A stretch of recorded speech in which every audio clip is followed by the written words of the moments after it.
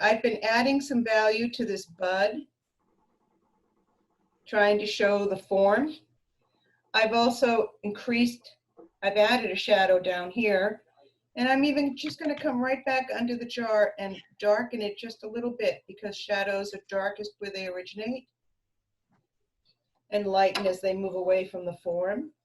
So I've taken the color and most of the water out of the brush, and I'm just going to come back and soften that part of the shadow out. You don't see a lot of hard edges in shadows. So I've cleaned the brush again, taken out all the excess water. A couple of times I'm going to have to come back here and just continually soften the shadow as it moves away from that glass. So we created a bud, we've created a shadow, and we were talking a little bit about editing our masking. This guy isn't really very well defined, so we did some of these yesterday, but I'm going to come in with some of this pink. And oops, get some paint on my brush.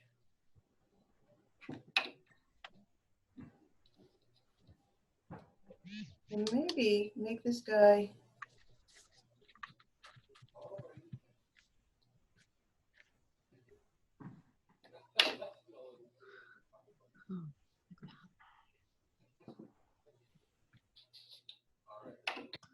so I put the color down. Now I'm going to soften the edge.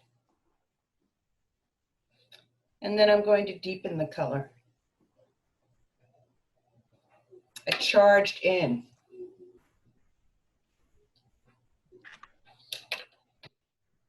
If I don't love the shape, I'm just using a damp paper towel, and I'm just going to get rid of part of it. There's another tulip up here, and I think I've got a petal in the background there. So I'm going to just try to paint the back half of this tulip.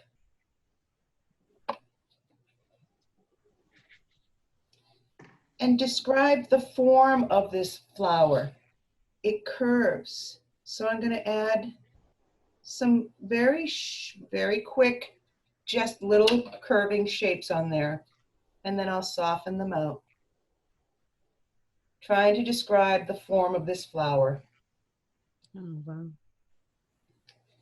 And while it's still wet, I'll come back in and pump a little more at that base, always remembering that it's a curved form.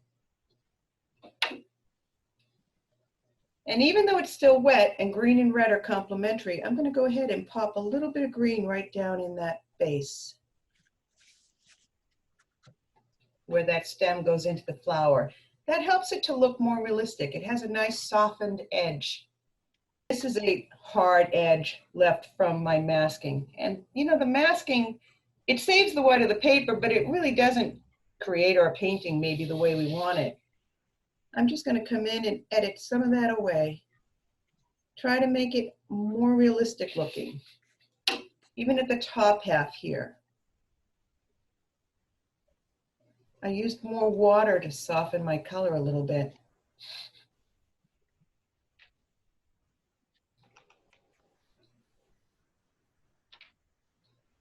And maybe I'll even darken some of this back piece, just so we get the sense of that being the front of the flower as it's facing us. Darkening my flower made my white pop a little bit more. And I'm going to leave that the way it is right now. If you think about the rule of thirds, that little flower could become my focal point. And if later on I decide I don't want it to be my focal point, I can just lessen that contrast by glazing a little bit of pink over that white. Oh, this looks like I put a little bud here. So I'll go ahead and paint a bud for you if you're interested in that. Let's see how we'll start. We're going to start with our pink color. He's kind of tucked back behind that.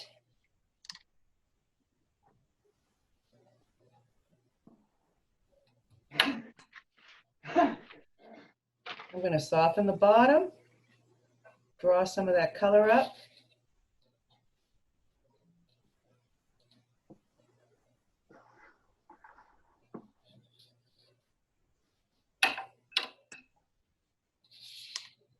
Trying to make this a curved shape. And then I'll come in with my stem. Let that green go right into that pink.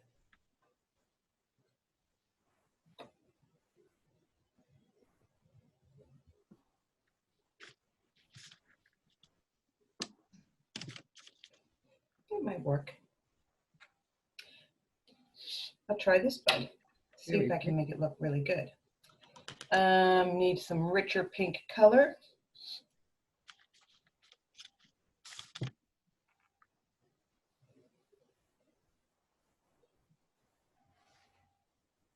This time I'll just try to leave that as a little white shape. And then I'm going to soften. And then I'll pop in some green.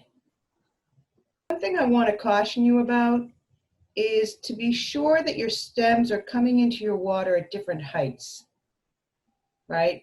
All your stems shouldn't come into your water straight and ending at the same point. You want your stems to come in at an angle, and you want them to hit the water at different places. There's our lips, that's where they're coming in. And then when they come out the bottom, they jump a little bit. They don't exactly line up. So if I were to add some stems in here, I would darken them where they hit the water. They should be round where they go into the water. Those would work. And then I would give their companions, like they've got to have the bottom half.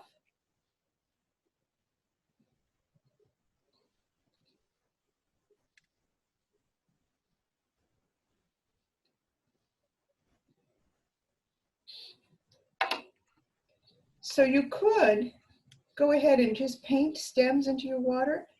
Make sure they're not too straight, that they bend, that the spaces between them are interesting. I don't care if you've got 3 that I can see up top and you've got 4 that I can see down bottom.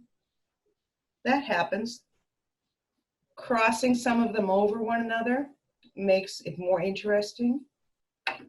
And then you want to do a little wet lift with your flat brush and lose parts of those stems because they're behind that glass jar.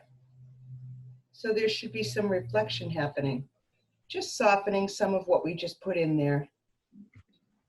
Lost and found. Now you've got the suggestion of stems. I very quickly want to show you how you might want to put a background in. I'll do it on this guy because he's got a white little table here. I'm going to mix up a fairly rich gray. And I do that a lot of times just by using the colors that are on my palette. And then I almost always have to add a little blue to them. I guess I lean toward a blue-gray, but all of your colors mixed together will make a gray. I'm going to come back in here.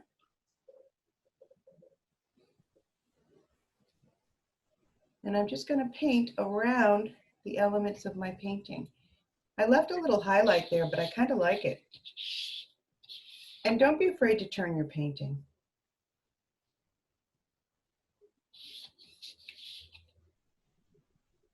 I'm going to edit, just paint right over some of this bouquet.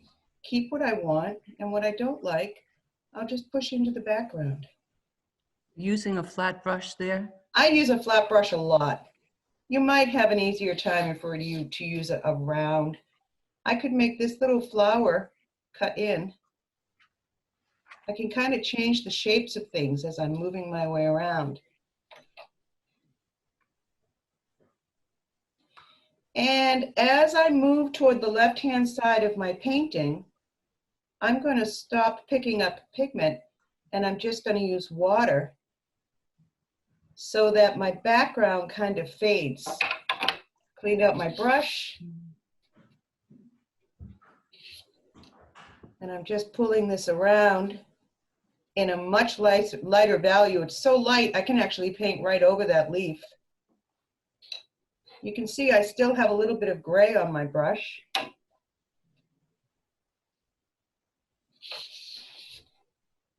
And I might come back and add a little more value just to make that transition smoother.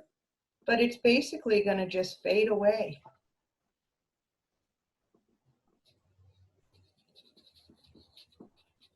So subtle, but I'm just toning that background. And the reason I'm toning my background, I'm going to get dark back here again. I want people to see this great little table edge that I've got this floral arrangement perched at the edge of. I will. Get some darker color back in here.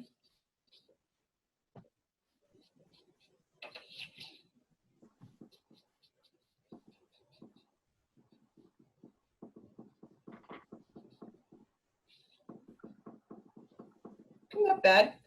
You guys that have worked with me for a while know that I typically like to darken the corners of my compositions. So I might try and get fancy and come up here and do that.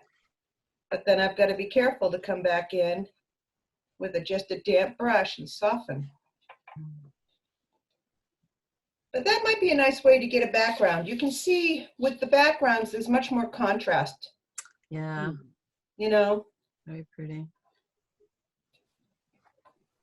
So it's kind of pretty. This is an interesting shape, the angle, rather than always going straight across. You see on this one, I defined that pretty strongly, but I just let it go over here. It doesn't have to be every detail. Sometimes it's better to leave to the imagination. And I'm going to rework some of those shapes that I put in. Now that they're dry, I can make them much more angular. I could even pretend that we could see like the frame of the window in here. But I'm really just trying to show you that this is a rounded form. I'm feeling that the two sides of my vase aren't very well matched.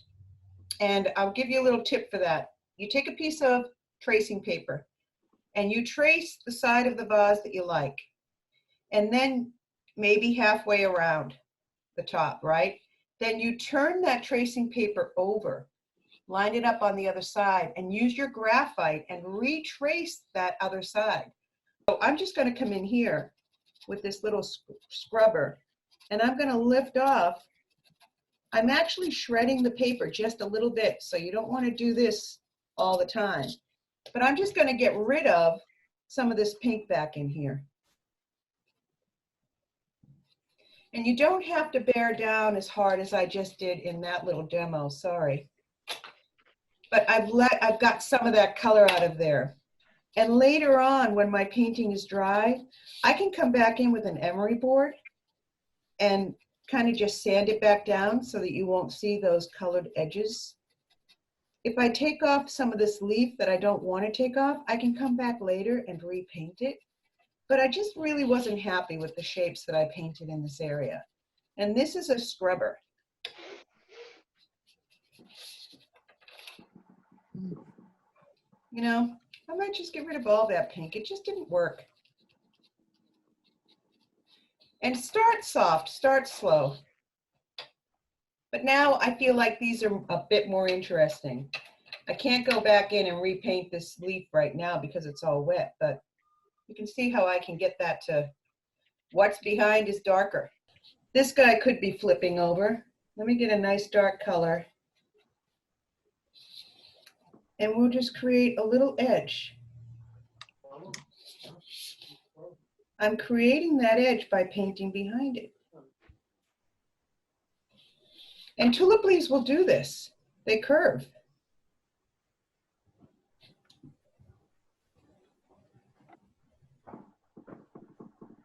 I'm coming back in and just softening those hard edges, the function and the form. Now it looks like it's been outlined, and that's not really what my goal was. So I'll just charge some more color in here. Variety of color will distract them a little bit. So we'll darken that. And then I like to just darken this back edge just a little bit. If you don't watch anything else in this video, come back and watch this a few times. This back edge right back here. A little bit of color, clean my brush, and soften it. Look at that.